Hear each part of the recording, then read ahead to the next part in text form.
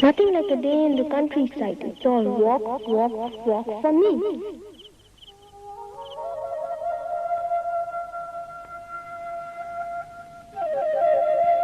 J'ai souvent rêvé d'un gros ballon rayé rouge et bleu.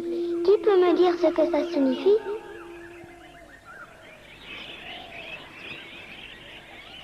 সিনেমার মধ্যে একবার একটা গন্ডার আর একটা কুমির দেখেছিলাম। আমি কিন্তু ভয় করিনি, সত্যি।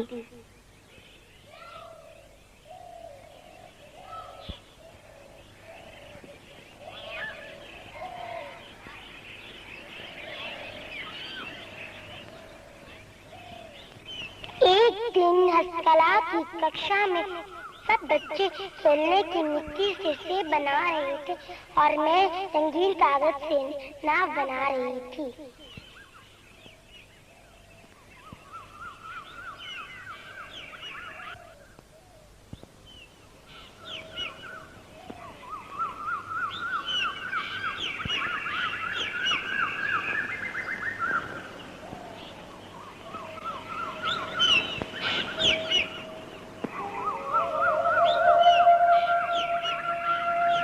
Einer pfeift auf der Trillerpfeife und wir fahren schneller und schneller und können nicht mehr anhalten.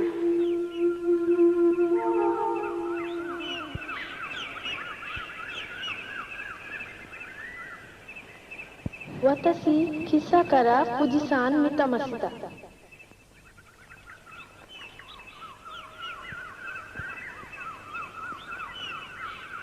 Когда первые снежинки начали падать около нашего дома, я ни о чем другом уже думать не мог.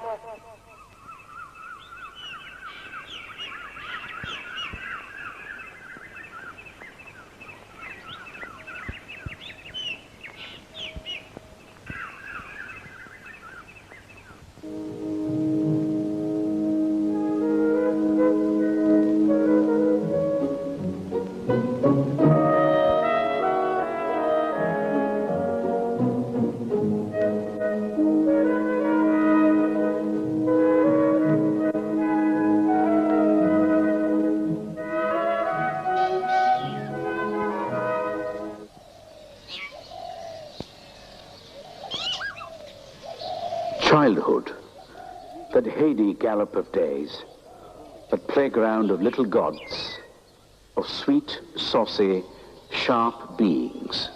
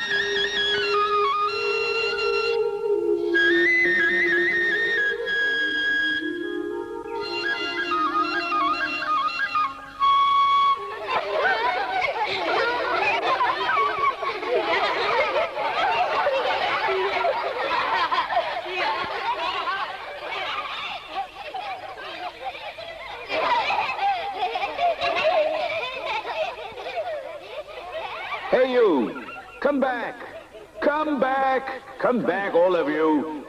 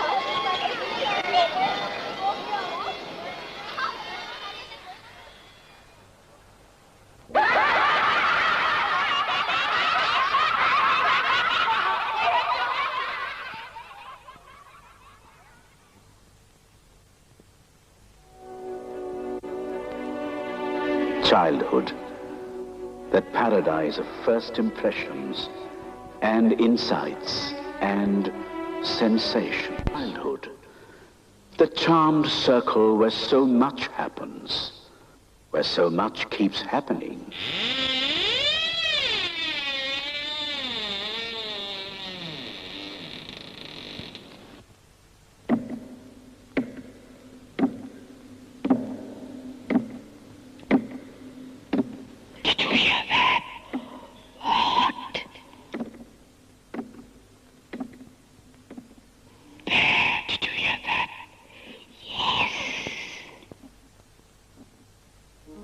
Childhood, that kingdom of suspense and teasing shadows, of the familiar constantly revealed in other lights.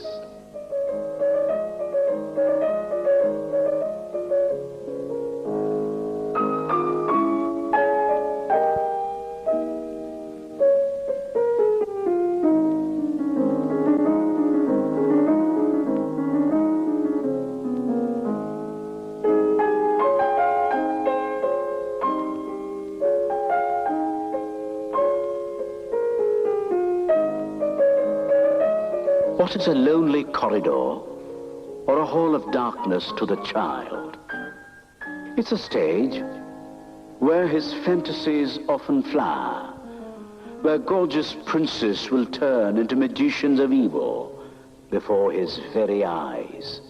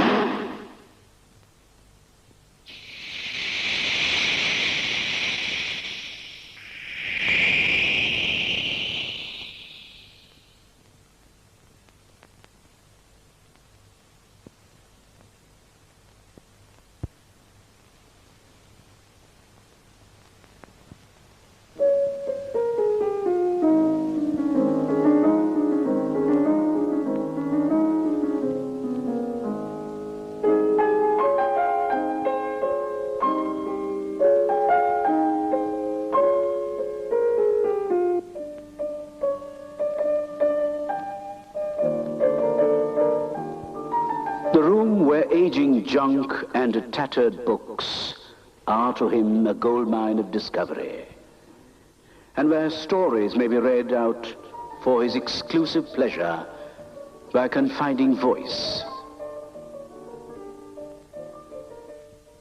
Alice opened the door and found that it led into a small passage, not much larger than a rat hole. She knelt down and looked along the passage.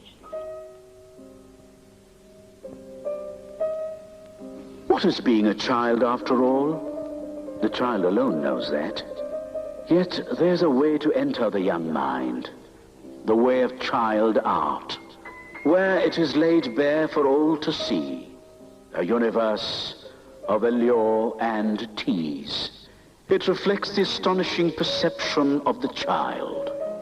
Few sights for him can be drab or jaded, for he keeps turning the everyday into the eventful, ordinary things into objects of empathy.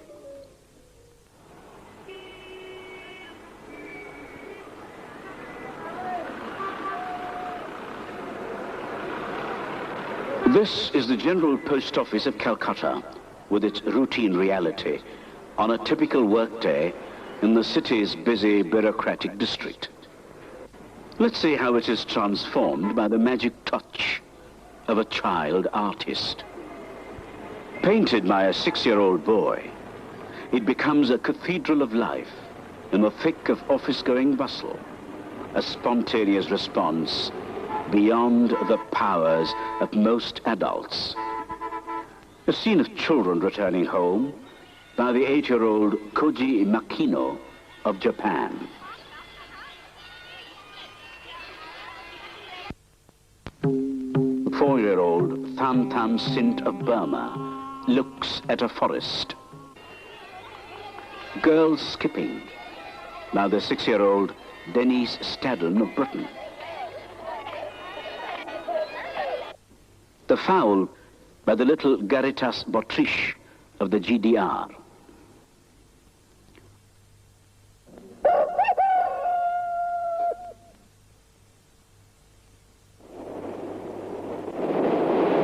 Rainy Day by the 11-year-old Kamal of India.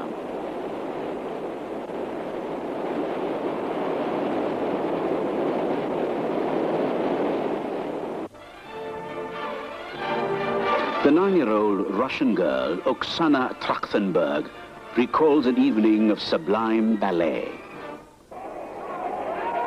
The 7-year-old Sri Lanka boy, Manohar, evokes the drama of a bicycle race .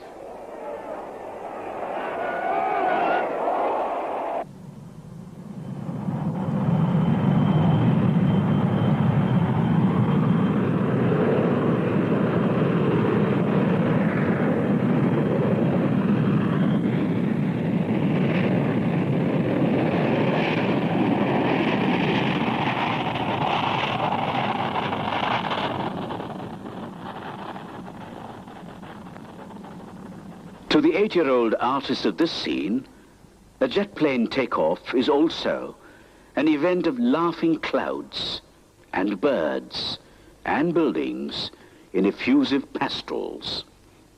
Children anywhere in the world, as long as they are children, are but one single race. It is while they're growing up that their differences of country and culture, home and group, history and environment begin to be apparent. How about meeting 3 of them for a look at their lives? This is Al Mahmoud, a 6-year-old Bedouin boy who lives with his parents in the Arab desert.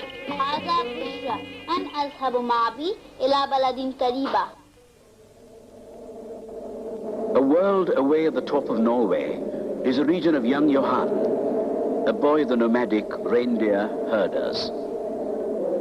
Dressed in the style of his people, he radiates warmth in a landscape of cold bleakness. The metropolitan city of Calcutta, across a whole continent from those frigid parts, is home for the 6-year-old Mumu.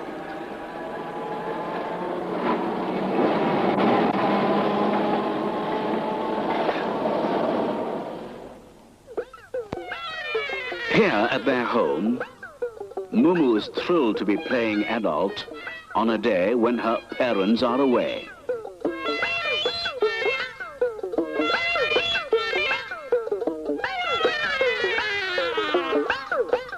I love to get into Mama's sari when she isn't around. I love lipstick too. I feel so big, like Mama.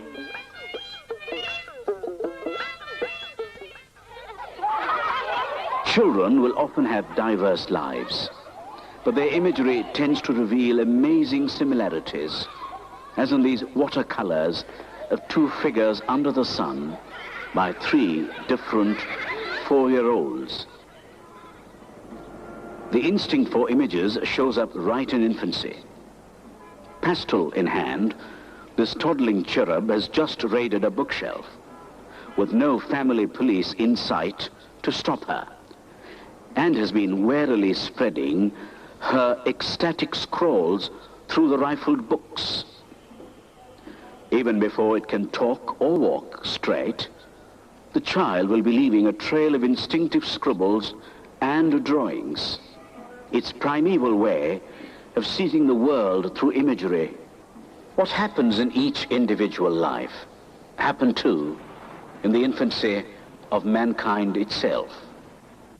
Before the rise of civilization, before he could develop language or writing, Man was led to fill the caves of Lascaux in France with childlike fantasies of his encounters with animals over 22,000 years ago. The directness and vivacity of child art is often also seen in the forms created by folk culture, clear in this painted terracotta figurine from a region of Bengal in India.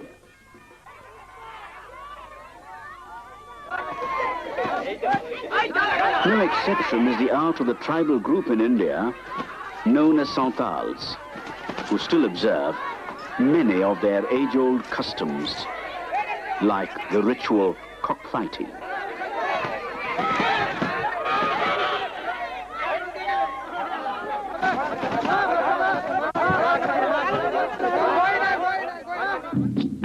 A Santal goddess on her tiger carrier.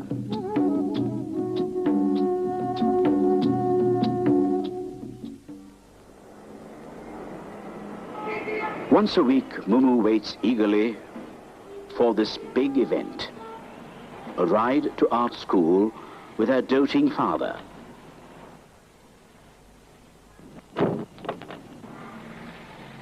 Far from an adult's indifference or boredom, it brings her fresh fancies and discoveries of the road. Let's find out on this morning how she ends up by stamping the car ride with her own avid way of watching. What are you drawing at art school, Mumu? Last time I did a big dog with a red tail. The one you showed me? Oh, Papa, you're always wrong. That was a cat.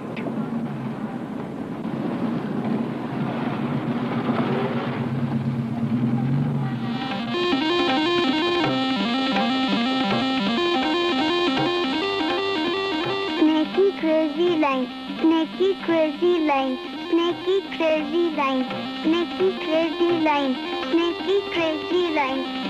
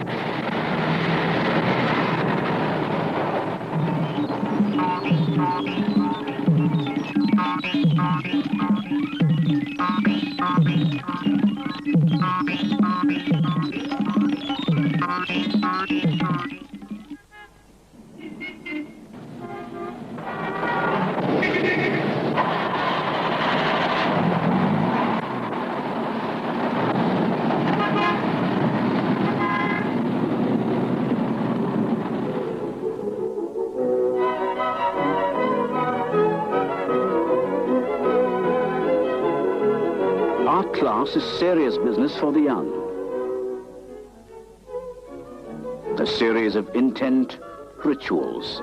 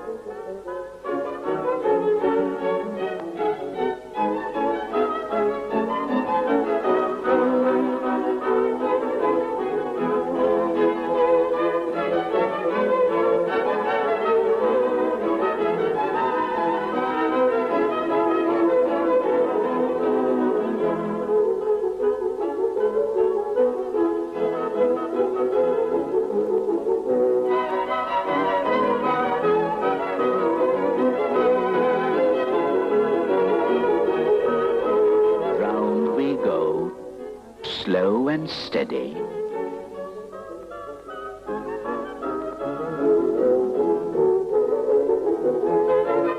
And now for a triangle.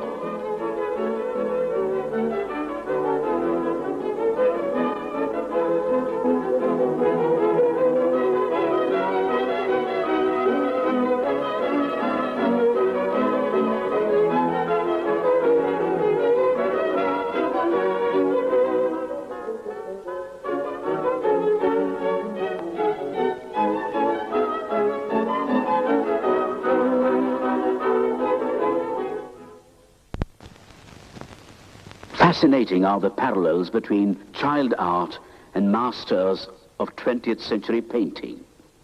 Not many people know that Pablo Picasso, the wizard of Cubism, here captured by the lens of Sir Ronald Penrose, loved also ecstatic imagery of a doodle-like brilliance. As his lithograph called Ronde d'Enfant shows. These stick figures by a 7-year-old Indian boy are soaked in a like spirit.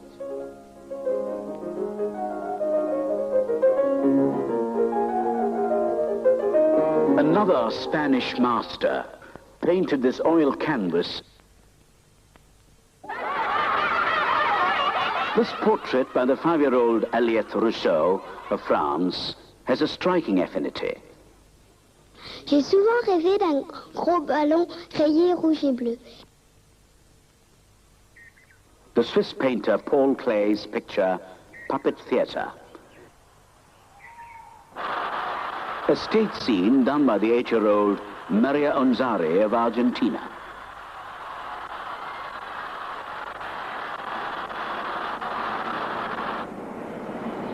The Russian-born Marc Chagall's Paris Through the Window breeds a childlike humor.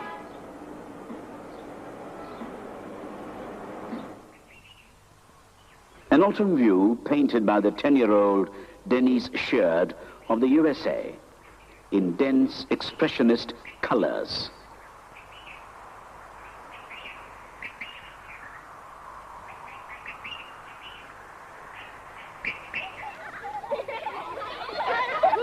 There are stages in children's experiences of life.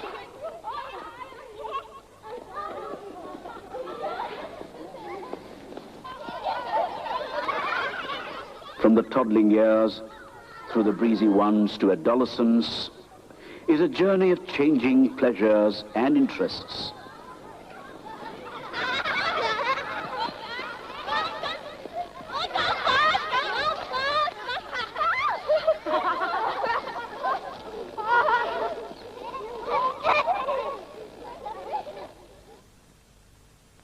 A journey from the easily felt and revealed to the increasingly intellectual.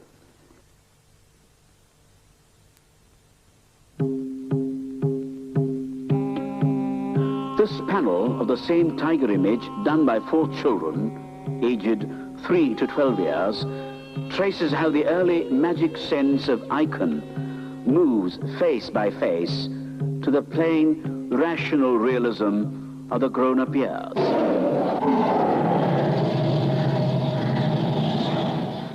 Why do the insights, empathy, and humor of children, their delight and endless celebration of life, have to go?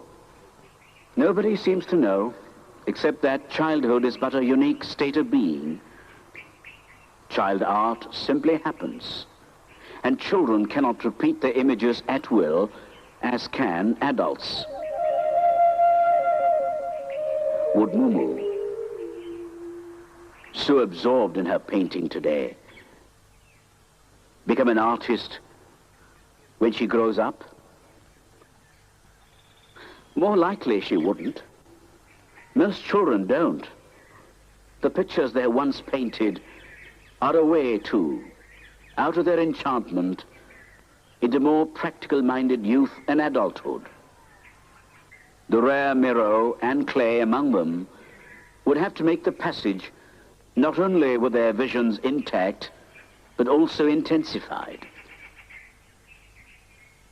Professor Roy, we've been talking with many people about their childhood art. The things they drew, the colors they used, and so on. What was your story as a child, please? Well, I made a lot of pictures, doodles, drawings, paintings, of birds and animals, clouds, houses, puffing trains. What do you think, looking back, was the most memorable happening of your childhood? Was there any such single event?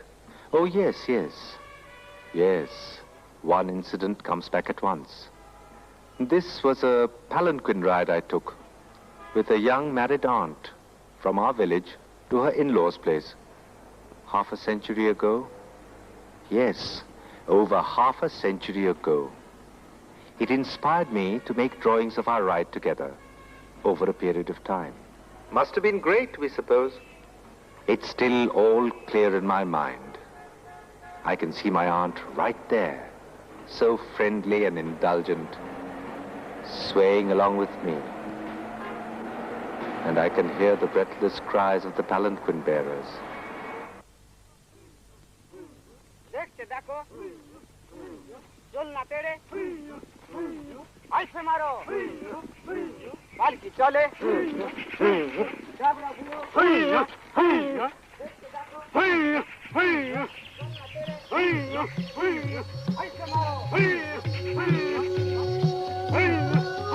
How do you like the ride, my dear? Watch everything carefully. I'm sure you already are. It's all so wonderful, isn't it? I like it very much. I like the fields, the flowers and the trees. I like everything.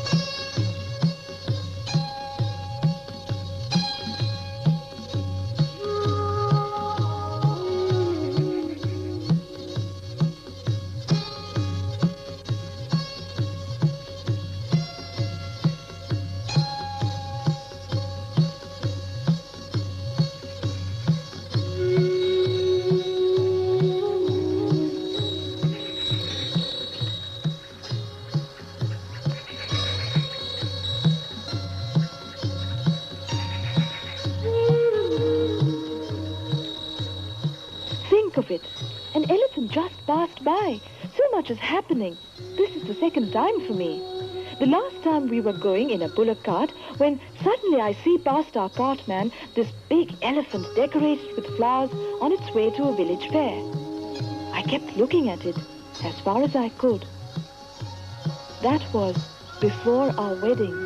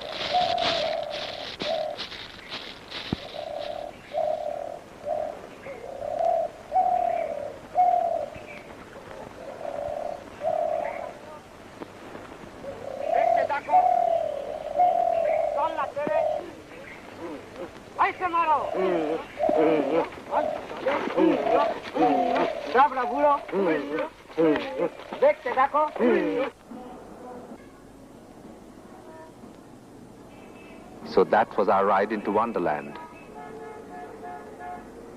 It has come back to me again and again. Well, since you're so interested in my childhood, I might as well tell you I have a surprise for you. There you are. That's one of my palanquin drawings I told you about. What a miracle it has survived. Once it just disappeared, only to resurface in a beat-up trunk years later.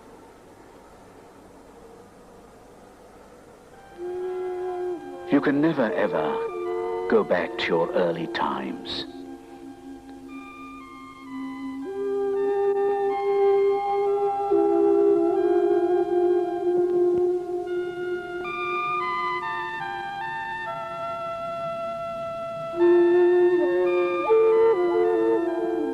The magic of it all, the excitement in every small happening.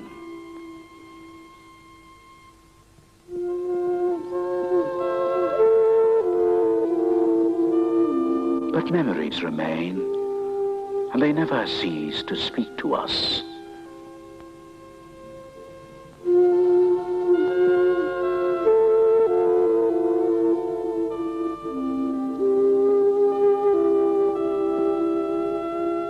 The paradise of childhood begins inexorably to recede from us as our lives move towards the future.